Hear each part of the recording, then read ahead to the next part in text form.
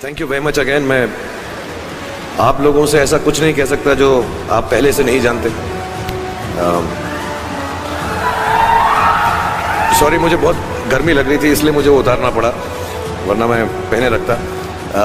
लेकिन सिर्फ दो चार बातें बोल दूंगा मैं आपको, क्योंकि मैं यहाँ पर आया हूँ और मुझे बहुत फ़ख्र होता है जब तालीम कोई हासिल करता है।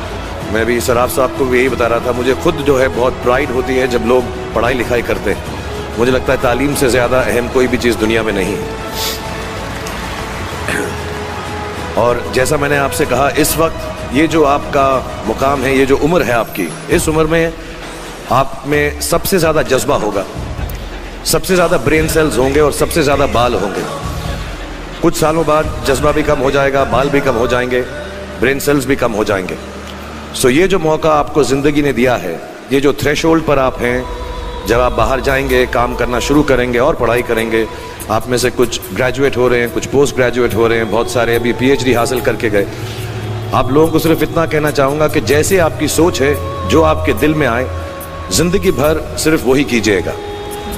क्योंकि जब आप मेरी उम्र के होंगे या अपने माँ बाप की उम्र के होंगे, अपने टीचर्स की उम्र के होंगे, तो कहीं ना कहीं दिल में कोई ना कोई रिग्रेट रह जाती है कि मैंने वो क्यों नहीं किया। तो हर लड़के और हर लड़की को मैं सिर्फ यही कहूँगा, प्लीज़ जो दिल में आए इस उम्र में ज़रूर कीजिएगा। मेरे जो वालिद थे, मैंने जैसे बताया, बहुत पढ़े लिखे थे, तो उन्होंने बहुत गरीब भी थे, उनको कभी कोई नौकरी नहीं मिली, हार्डली उनके पास पैसे होते थे। जो भी बिज़नेस उन्होंने शुरू किया, इतनी तालीम हासिल करने के बाद भी वो फेलियर ही रहा। लेकिन उन्होंने बहुत प्यार दिया, और क्योंकि उनके पास पैसे नहीं होते थे, तो मेरे हर जन्मदिन पे अपनी कोई पुरानी चीज़ मुझको दे दिया करते थे। तो पहली पुरानी चीज़ जो, और बहुत बड़ा चढ़ा के उर्दू में अच्छे अच्छे अल्फाज यूज़ करके मुझे इम्प्रेस करते थे कि बहुत अच्छा प्रेजेंट दिया है मुझको। तो वो मुझे पहली चीज़ उन्होंने मुझे, ये मैं हर जगह पर बोलता हूँ, स्कूल के बच्चों के फंक्शन पे, येल यूनिवर्सिटी में, एडिनबरा में, क्योंकि आप लोग सब अपनी लाइफ के उस थ्रेशोल्ड पे हैं जहाँ से आपको कामयाबी हासिल करनी है इंशाल्लाह। सो पहली चीज़ जो उन्होंने मुझे दी थी, उन्होंने मुझे अपना शतरंज का सेट दिया था, टूटा फूटा सा।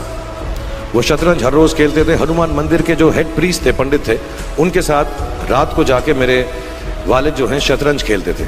और उन्होंने मुझे कहा कि शतरंज से आप ज़िंदगी के बारे में बहुत कुछ चीज़ें सीख सकते हैं। पहली ये कि कोऑपरेशन और साथ मिलजुल कर काम कैसे करना है। दूसरी ये कि ज़िंदगी में आगे बढ़ने के लिए कभी कभी पीछे भी हटना पड़ता है। तीसरी ये कि जो छोटे लोग होते हैं, जो आप समझते हैं, कई लोग ऐसी बात मानते हैं, जो पॉन्स होते हैं, जो प्यादे होते हैं, उनकी सबसे ज़्यादा इज्जत करना ज़िंदगी के अंदर। कोई भी इंसान छोटा नहीं होता, हमेशा हमेशा ज़िंदगी में काम आता है। और कामयाबी हासिल करने के लिए आखिरी बात शतरंज ये सिखाती है हमको कि कभी कभी जिस चीज़ से सबसे ज़्यादा लगाव होता है, जैसे रानी से अमूमन हो जाता है, कभी कभी उसे भी सैक्रिफाइस करना पड़ता है आगे बढ़ने के लिए।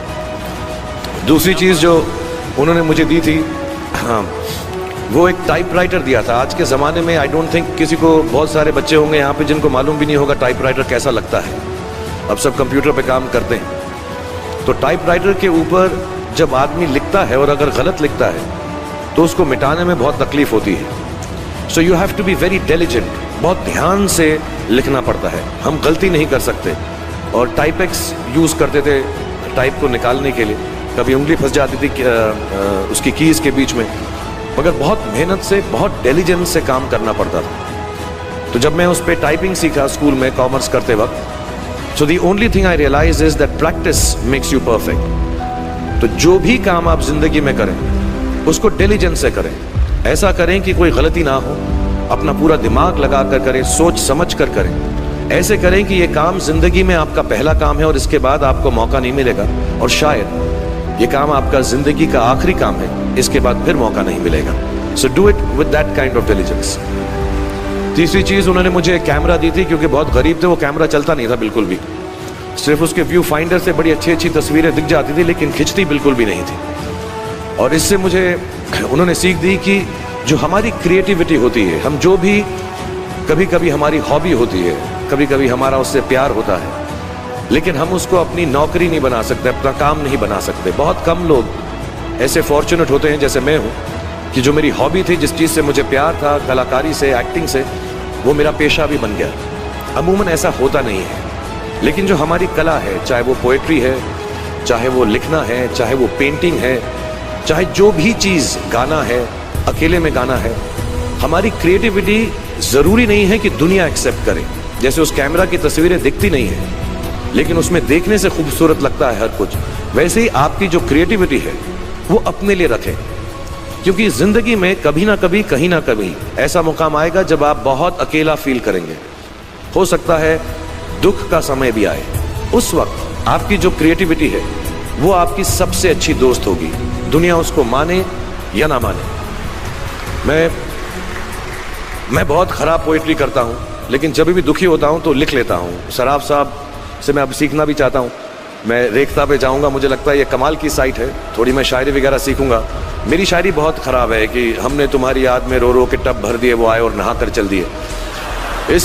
इस लेवल की पोइट्री है। लेकिन जब दुख होता है, ये भी बैठकर जब लिखता हूँ तो बहुत दिल को शांति मिलती है।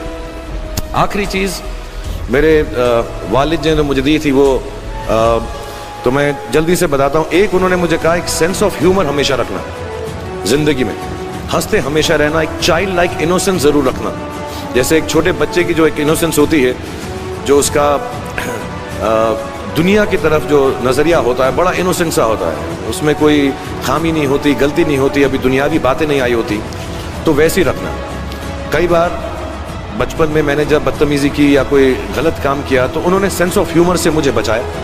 और ज़िंदगी भर अगर आप अपने ऊपर, अपने हाल पे, दुनिया पे, क्योंकि लोग आपसे हर कोई बात कहेंगे, अच्छी बात भी कहेंगे, बुरी बात भी कहेंगे, क्योंकि लोगों का काम है कहना।